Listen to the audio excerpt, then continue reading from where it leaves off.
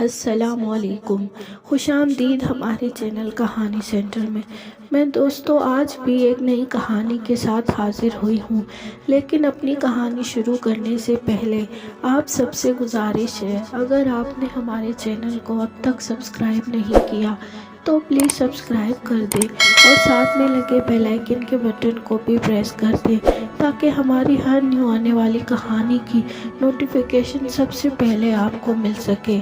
شکریہ۔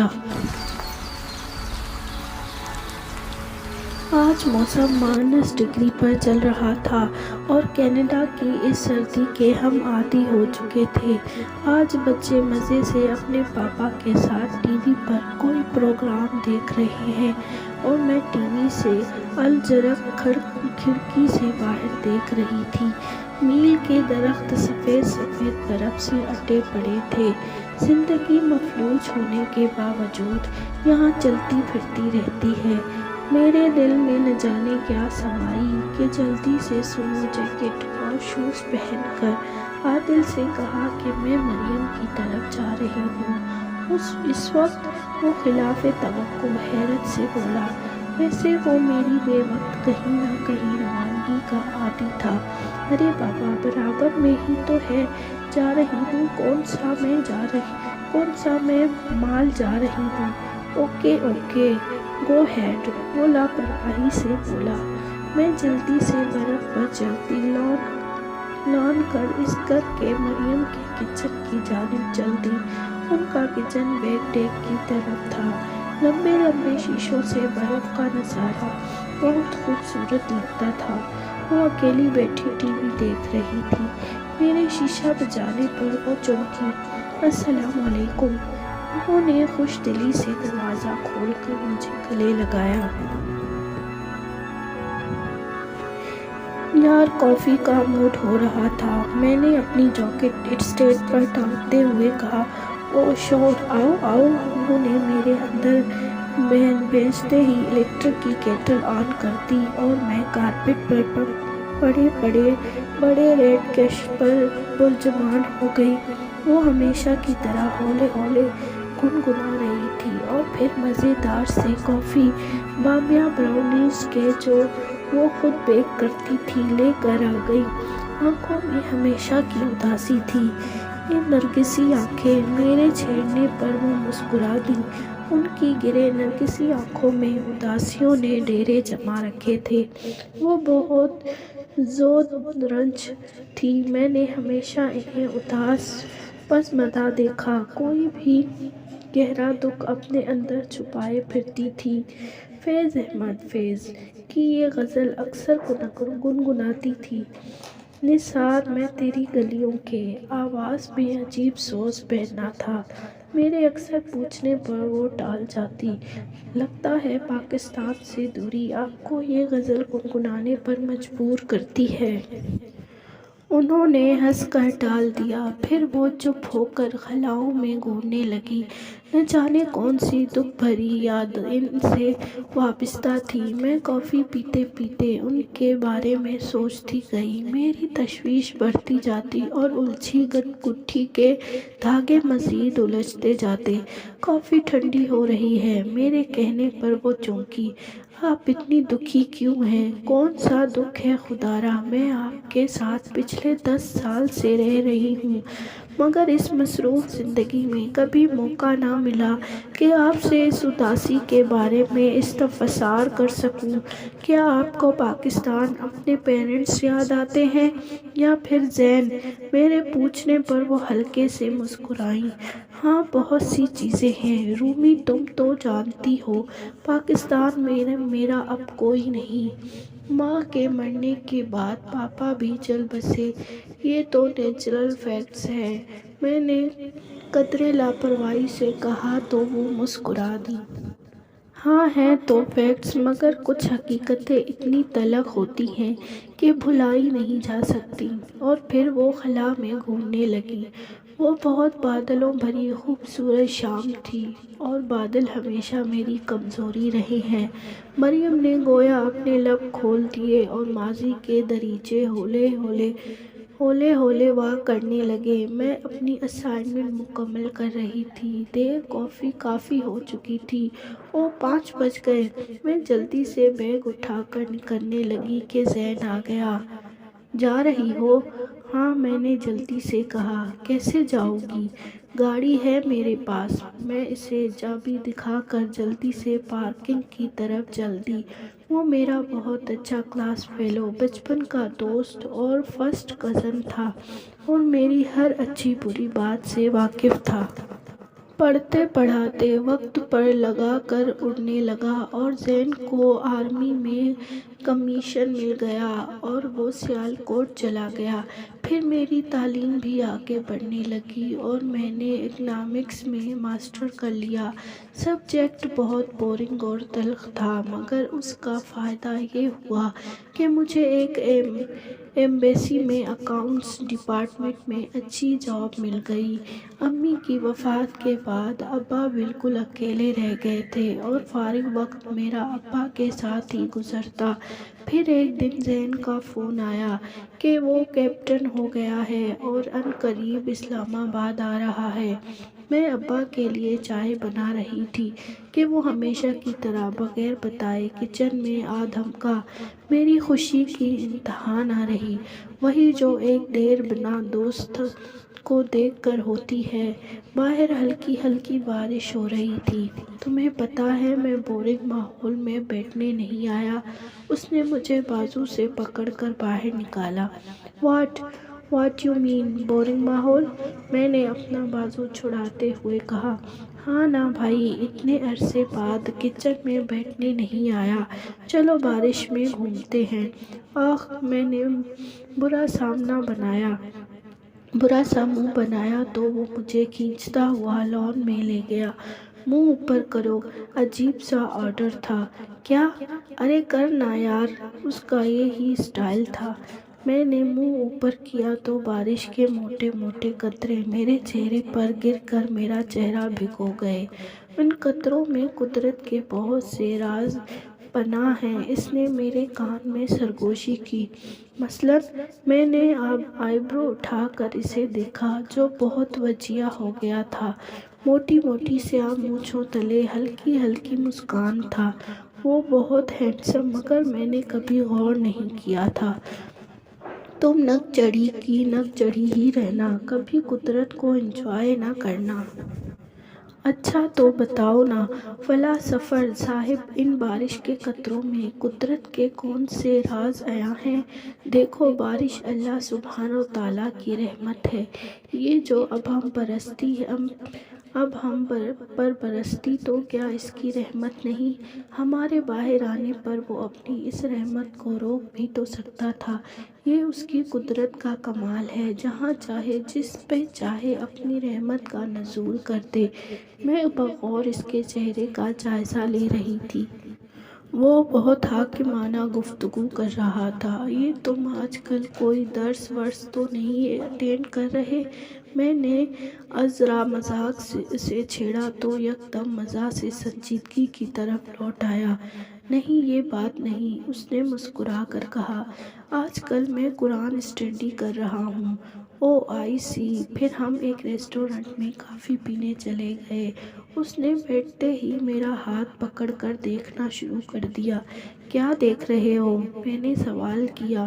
اور تمہیں پتہ ہے اسلام میں ہاتھ دیکھنا منع ہے، 40 دن کی نمازیں ضائع ہو جاتی ہیں۔ یس آئی نو، اس نے میرا ہاتھ چھوڑتے ہوئے کہا۔ اچھا، اب دیکھ لیا تو بتا دو کیا دیکھا؟ نہیں، اس نے نفی میں سر ہلایا۔ بتاؤ نا پلیز، میں نے اصرار کیا۔ بس اتنا جانتا ہوں کہ تمہاری شادی ایک فورسز کے بندے سے ہونے والی ہے۔ اوہ، یہ بات ہے؟ اوہ ہاں، آگے بھی سنو۔ کیا؟ میں نے حیرت سے کہا۔ پھر تمہیں ایک بچے سے عشق ہو جائے گا، اور ساتھ ہی وہ ہنستے ہنستے لوٹ پوٹ ہو گیا۔ میں نے ٹشو گھما کر اسے مارا۔ مگر یہ تو تمہارا ہاتھ کہہ رہا ہے، اور تم بکواس کرتے ہو۔ ضائع ہو گئی تمہاری نمازیں۔ میں نے اسے چھیڑا۔ زندگی کے بھاگتے دوڑتے لمحوں میں پتہ چلا کہ زین میچر ہو میجر ہو گیا ہے اور اس کے ساتھ ہی تایا ابا نے میرا رشتہ مانگ لیا۔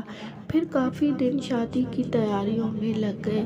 شادی کی تیاری میں نے اور زین نے مل کر کی اور پھر میں مریم سے مسز زین بن گئی۔ زین کے ساتھ شادی کا تجربہ خاصا اچھا رہا، کوئی چیز نئی نہیں تھی۔ ایک روز میں اور زین لان میں بیٹھے مختلف ٹاپک پر باتیں کر رہے تھے کہ اچانک زین بہت سنجیدہ ہو گیا۔ تم جانتی ہو نا، ہم آرمی والوں کی زندگی رسک پر ہوتی ہے، کسی وقت جنگ کی کال آ سکتی ہے اور ہمیں محاذ پر جانا پڑتا ہے۔ مریم، میری خواہش ہے کہ میں اپنے وطن کی خاطر شہید ہو جاؤں، اور تمہیں پتہ ہے جب ہم یونیفارم پہن لیتے ہیں نا تو پھر شہادت کا جذبہ بڑی شدت سے دل میں اترتا ہے۔ وہ جذبہ ایک حب وطن سپاہی کا جذبہ ہوتا ہے۔ میں نے اس کے سنجیدہ چہرے کو بغور دیکھا۔ اس نے کبھی ایسی سنجیدہ گفتگو نہیں کی تھی۔ کیا کوئی الارمنگ سچویشن ہے؟ نہیں، ایسے ہی، اس نے اپنی پریشانی چھپاتے ہوئے کہا۔ تو میں کچھ پریشان سی ہو گئی۔ ہماری زندگیوں میں ایسے موقع آ سکتے ہیں، لہٰذا ڈونٹ براؤڈ اپ، اور تم ایک سپاہی کی بیوی ہو، سو بی بریو۔ شادی کے 3 ماہ بعد زین سیاچن چلا گیا، مجھے اکیلا چھوڑ کر۔ وہ بڑے روح فرسا اور جانگزل لمحے تھے جو میں نے گزارے۔ ابا نے مجھے اسلام آباد بلا لیا۔ یہ بڑی عجیب سی بات تھی۔ وہی گھر جہاں میں نے 22 سال گزارے تھے میرے لیے بڑا سونا سونا اور اداس سا ہو گیا تھا۔ سائیں سائیں کرتے کرتے کمرے میں اور ابا اس عالم تنہائی میں۔ ابا نے میرا حوصلہ بندھایا۔ ابا کے اور زین کی اجازت سے میں نے ایک NGO جوائن کر لی۔ یہ NGO ایک ورلڈ وائڈ ایجوکیشن سے متعلق تھی۔ تمام پسماندہ علاقوں کا ڈیٹا جمع کرنا تھا اور پھر ان پر کام۔ میں نے پاکستان کے پسماندہ علاقوں کو ترجیح دی۔ اس جاب میں خاصا وقت گزر جاتا، رات زین سے بات ہو جاتی، مگر سگنل کی وجہ سے بھی بات لمبی نہ ہو پاتی۔ وہ برفانی پہاڑوں پر ایلگو میں رہتا تھا۔ جب اسے گھر یاد آتا تو فیض احمد فیض کی یہ غزل گنگناتا: نثار میں تیری گلیوں کے اے وطن، اور رومی یہ ساری چیزیں جو ہماری زندگی میں وقوع پذیر ہونے والی ہوتی ہیں نا، وہ مقدر کر دی جاتی ہیں، اور یہ اللہ کا نظام قدرت ہے۔ پھر ہم اسے مسلط سمجھ کر اگلے لمحے میں ہونے والے واقعے کا انتظار کرنے لگ جاتے ہیں۔ مریم نے ایک ٹھنڈی سانس لی اور خلاؤں میں گھولنے لگی۔ میں بغور ان کے چہرے کا جائزہ لے رہی تھی۔ ان کے مدبرانہ چہرے پر دھوئیں کے کئی بادل ایک ساتھ لہرا گئے۔ بامشکل انہوں نے اپنی آنکھوں کو رگڑا۔ وہ عمر میں مجھ سے بڑی تھیں مگر بڑی دل نشیں۔ میں ان کی کمپنی میں خاصی محفوظ ہوتی تھی۔ وہ پچھلے 10 سالوں سے میری ہمسائیں تھیں اور ہم کینیڈا میں قیام پذیر تھے۔ اپنے ابا کی وفات کے بعد مریم نے اپنی جائیداد بیچ کر کینیڈین امیگریشن لے لی تھی۔ پھر انہوں نے مزید تعلیم حاصل کر کے ایک بہت اچھی فائنانس کمپنی میں جاب کر لی تھی۔ پھر کیا ہوا مریم؟ زین واپس آئے؟ نہیں۔ کیا؟ آواز میرے حلق میں اٹک گئی۔ ایک روز رات کے وقت اچانک وہاں دشمن کی طرف سے فائرنگ ہوئی اور زین سمیت ہمارے 2 اور جوان شہید ہو گئے۔ 4 دن بعد اس کی باڈی تابوت میں بند لائی گئی۔ اس نے اپنا وعدہ پورا کیا کہ وہ وطن پر قربان ہونا چاہتا ہے۔ اوہ! میں نے دکھ سے سوچا اور میرا گلا آنسوؤں سے تر ہو گیا۔ پھر میرا تجسس بڑھتا جا رہا تھا۔ پھر میں اپنی زندگی سے اتنا مایوس ہوئی کہ ہر طرف مایوسی نظر آنے لگی۔ زندگی کے شب و روز تنہائی مایوس کن گزرنے لگی اور پھر ایک لمبی خاموشی تھی۔ باہر سرد ہوائیں سیٹیاں بجاتی گزر رہی تھیں۔ اندر کا ماحول عجیب سا ہو گیا تھا۔ میرے اپنے وطن میں کوئی نہ تھا سوائے تایا ابا کے۔ ابا کے انتقال کے بعد انہوں نے میرا رشتہ اپنے چھوٹے بیٹے کے لیے مانگا تو میں نے سختی سے انکار کر دیا، جس کی وجہ سے وہ بہت برہم ہوئے اور مجھ سے تعلق توڑنے کی دھمکی دی۔ تو میں نے اپنی پراپرٹی جائیداد کو بیچ کر کینیڈین امیگریشن لے لی اور پھر میں یہیں شفٹ ہو گئی۔ مریم کے بارے میں میرا تجسس بڑھتا گیا۔ نہ جانے آج اتنے برسوں بعد مریم سے کیوں ان کے دل کے پھپھولے کریدنے بیٹھ گئی۔ شاید آج بہت عرصہ بعد ہم لمبے عرصے کے لیے اکٹھے بیٹھے تھے۔ تو آپ کا کوئی بچہ؟ میں نے ہچکچاتے ہوئے پوچھا۔ نہیں، انہوں نے مختصر سا جواب دیا۔ اچھا، تو پھر کبھی شادی کا نہیں سوچا؟ نہیں، کبھی خیال ہی نہیں آیا۔ تو کیا آپ تنہا خوش ہیں؟ آپ کی زندگی میں کوئی آیا ہی نہیں؟ لمبی ہوں کے بعد وہ خاموش ہو گئیں۔ مگر آپ تو ابھی بھی؟ میں نے ان کی آنکھوں میں جھانک کر پوچھا۔ جی جی بالکل ابھی بھی، وہ طنزا ہنسی۔ پھر مریم نے اپنی زندگی میں رونما ہونے والا ایک اور واقعہ سنایا جس نے ان کی زندگی کو مزید بکھیر دیا تھا، یا شاید ہمیں اپنے جذبات پر کنٹرول نہیں رہتا۔ ایک روز میں آفس سے چھٹی کر کے واپس آ رہی تھی کہ سگنل پر رک گئی۔ میری نظر روڈ پر لگے ایک بڑے سے پوسٹر پر رک گئی۔ فلم فیسٹیول ہو رہا تھا۔ یہ 3 دن ایرانی فلموں کے دن تھے۔ کوئن اسٹریٹ ای روز تھیٹر برمپٹن میں جلدی سے پتہ نوٹ کیا اور فلم فیسٹیول جانے کا پروگرام بنا لیا۔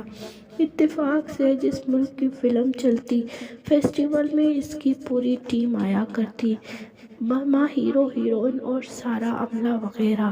یہ تینوں فلمیں ایران کے مصنور سید الفراج کی تھیں، جو میرا بہت فیورٹ تھا۔ گہری نیلگوں آنکھوں والا وہ ینگ سا خوبصورت ہیرو۔ یہاں ہمارے ارد گرد کتنے سبزہ اور نیلی آنکھوں والے لڑکے بکھرے ہیں، کبھی نوٹس ہی نہیں لیا تھا۔ ایک بڑی مزیدار سی ایکٹیویٹی کے تحت میں فلم دیکھنے چلی گئی۔ فلم خاصی ٹریجک تھی اور ہیرو کا کام کا کمال تھا۔ گو کہ فلم فارسی زبان میں تھی اور انگلش سب ٹائٹل کے ساتھ تھی۔ میں نے پڑھا تو کم مگر فلم زیادہ دیکھی۔ پھر مجھے سمجھ میں نہ آیا کہ میں تھیٹر کے باہر اپنی گاڑی میں نہ جانے کیوں بیٹھی رہی۔ میری نظریں مسلسل تھیٹر کی جانب لگی تھیں کہ اچانک ایرانی تمام ٹیم باماں اس خوبصورت ہیرو کے بلیو جینز اور میرون چمکدار شرٹ میں ملبوس چیونگ چباتا ہوا کوئی 30-20 سال کا نوجوان نکلا۔ نہ جانے کیسے میں بیٹھ کر اس کرتی اس کے پاس جا پہنچی۔ ہیلو، میں نے پھولی سانس سے اسے دیکھ کر کہا تو وہ مڑ کر دھیمے سے مسکرایا۔ Autograph please. میں نے اپنا ہاتھ آگے کر دیا۔ اس نے بغیر میرا ہاتھ پکڑے اپنے سائن کر دیے اور شان بے نیازی سے چلا گیا۔ میں کافی دیر اس کی پشت دیکھتی رہی۔ اسے اپنی بے تحاشا خوبصورتی کا اندازہ تھا۔ اس سے پہلے میں نے اس کی کافی فلمیں انگلش ڈبنگ میں دیکھی تھیں، مگر اچانک اپنے شہر میں دیکھ کر میری خوشی تھی۔ میرے اندر بالکل ایک عجیب سا جذبہ ابھرا۔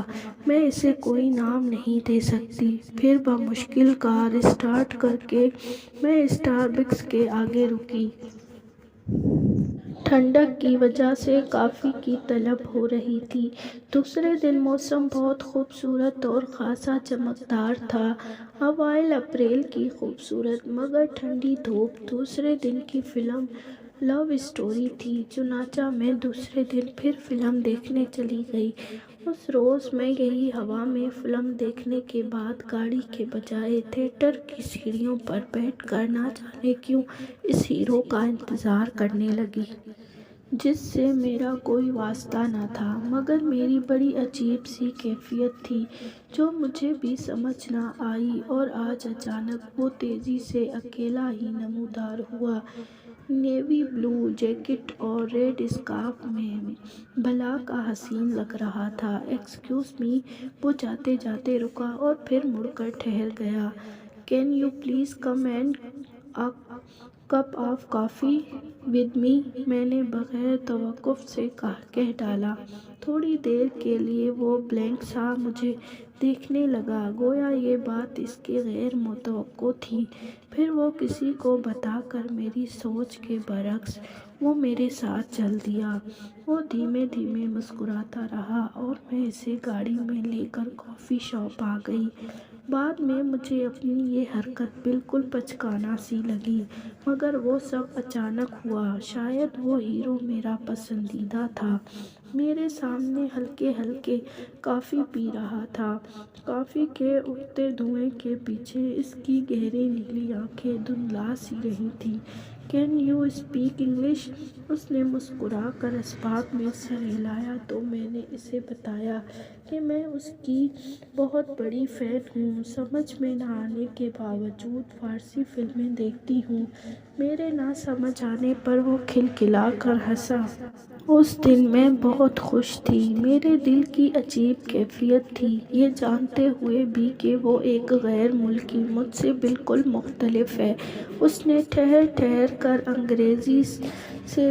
अंग्रेज़ी में मुझे बताया कि वो भी मुझसे मिलकर बहुत खुश हुआ है, हालांकि उसके सैकड़ों पुरस्कार थे। मैंने जल्दी से उसका फ़ोन नंबर और ईमेल ले लिया और फिर अगले दिन दोबारा मिलने का वादा करके फिर कभी ना मिलने का वादा किया। हाँ, अगर फिर कभी लाइफ में कनाडा आना हुआ तो मुझसे कांटेक्ट करेगा, वरना मुमकिन नहीं। फिल्म फेस्टिवल का तीसरा और ईरानी मूवी का आखिरी दिन था।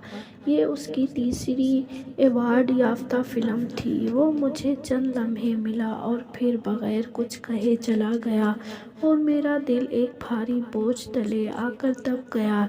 हालांकि वो एक छोटा सा यंग लड़का था। मैं भारी दिल लिए घर आ गई और रात तक सोचती रही।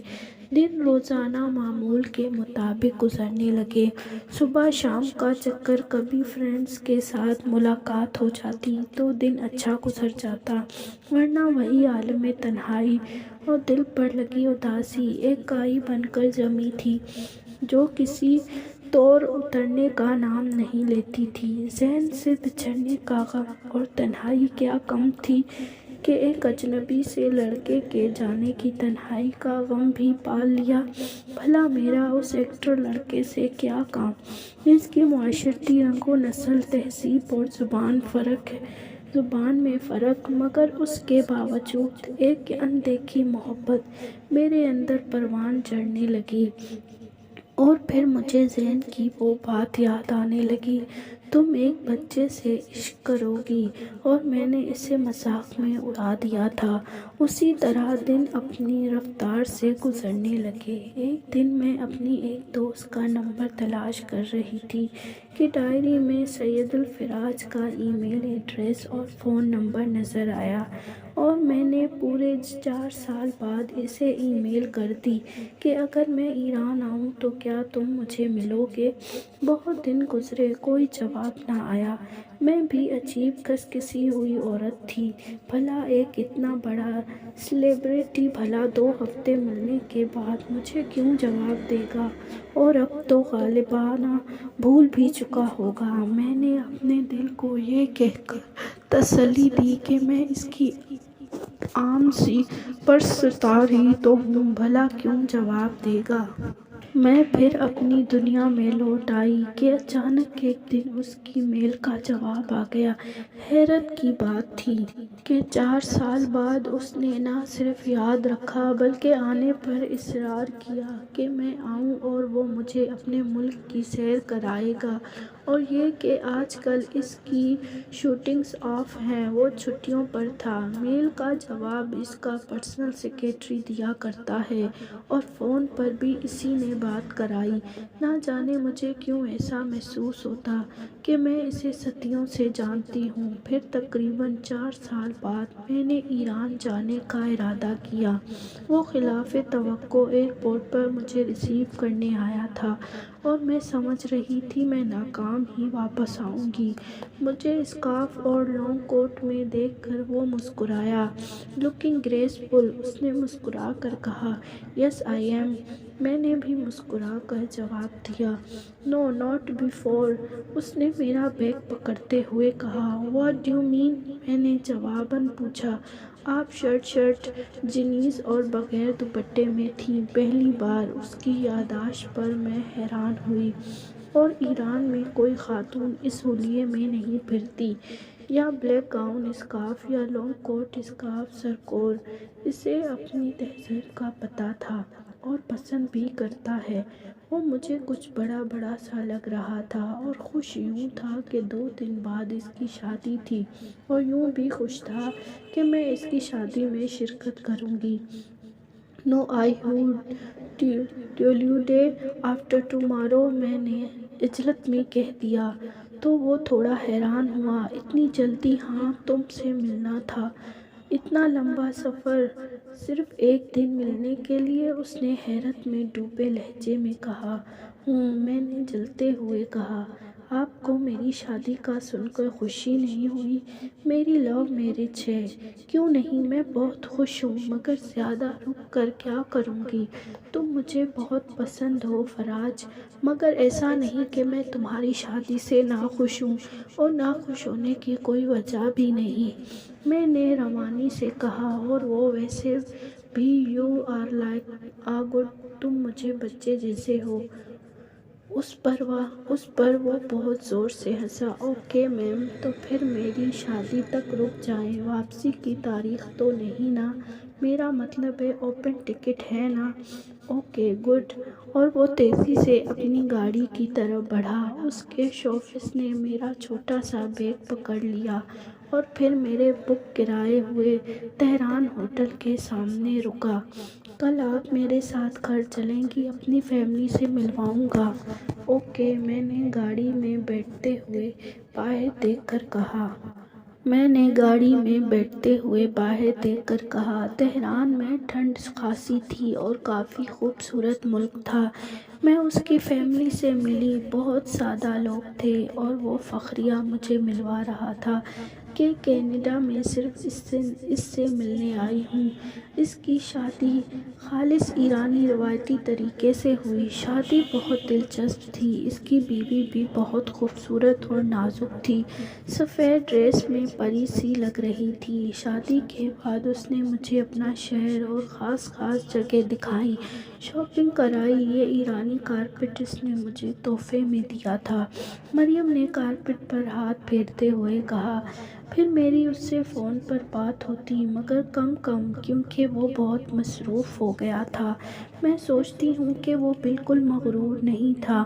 میری اس کے ساتھ بڑی بے ضرر سی فرینڈ شپ ہو گئی۔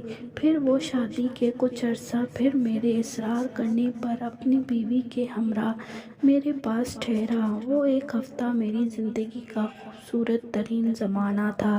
اب اس کی انگریزی بھی خاصی اچھی ہو گئی تھی۔ ایک دن میں نے اسے افریقی کہ وہ اپنے بیوی کے ساتھ کینیڈا ہمیشہ کے لیے رہ جائے، تو اس نے لمحہ بھر کو مجھے حیرت سے دیکھا۔ اینڈ واٹ اباؤٹ مائی مام؟ میرے دل کو دھکا سا لگا۔ یہ میں کیا کہہ رہی تھی؟ وہ تو میرا کچھ نہیں تھا۔ نہیں، میرا مطلب ہے ہالی ووڈ جوائن کر لو، کوئی فلم۔ نو، میں جو کام کروں گا اپنے ملک کے علاوہ کسی دوسرے ملک کے لیے نہیں، ویسے بھی اپنے پیرنٹس سے دور نہیں جا سکتا۔ اور پھر ایک دن وہ دونوں چلے گئے اور اپنے پیچھے لاتمنا ہی اداسی چھوڑ گئے۔ میں نے دیکھا مریم کی آنکھیں بجھ سی گئیں۔ پھر آپ کا اس کے ساتھ کوئی کانٹیکٹ نہیں ہوا؟ نہیں، وہ سمجھ رہا تھا کہ میری محبت میں شدت ہے اور میں اس پر ملکیت جتانے لگی ہوں۔ ویسے بھی وہ تو کسی کی پراپرٹی تھا۔ پھر وہ مجھے کبھی نہ ملا، نہ فون پر رابطہ ہوا۔ آپ نے بھی؟ میری ادھوری بات پر وہ جلدی سے بولی۔ نہیں، مجھے اپنے والہانہ پن پر غصہ آنے لگا اور وہ چلا گیا۔ انہوں نے میرے کندھے پر ہاتھ رکھ کر بے بسی سے کہا تو ان کی آواز رند گئی۔ باہر بارش کا زور ٹوٹ ہی نہیں رہا تھا اور مجھے اپنے گھر جانا تھا۔ میں نے اپنا ہینڈ پہنا اور جلدی سے لان کی دیوار سے اپنے گھر چھلانگ لگائی۔ میں مریم کو اداس چھوڑ کر گھر آ گئی۔ وہ پوری رات میں ڈسٹرب رہی۔ گزرتے دنوں میں اچانک مریم نے انکشاف کیا کہ وہ حج پر جا رہی ہیں۔ کینیڈا سے ایک گروپ جا رہا تھا۔ چلو اچھا ہے، اب ان کی زندگی کا رخ بدل جائے گا۔ اور پھر وہ حج پر روانہ ہو گئی۔ سفید اسکارف میں وہ بہت پاکیزہ سی لگ رہی تھی۔ مریم کے حج کا پروگرام 15 دن تھا۔ میں انہیں الوداع کہہ کر گھر آ گئی۔ میں زیادہ اداس اس لیے نہ ہوئی کہ 15 دن بعد تو وہ واپس آ جائیں گی۔ پھر ایک دن مریم نے فون کر کے بتایا کہ الحمدللہ انہوں نے حج کر لیا، اور یہ کہ خوب ہم سب کے لیے دعائیں مانگی۔ اور حیرت انگیز خبر یہ تھی کہ سید الفراج طواف کے دوران انہیں نظر آ گیا۔ بڑی عجیب بات مریم کے ساتھ ہوئی، یعنی وہ ہر دفعہ کہیں نہ کہیں اسے ملا۔ آپ کی اس سے بات ہوئی؟ ہاں، ملی تھی، مگر اس کے لہجے میں خاصی اجنبیت آ گئی تھی۔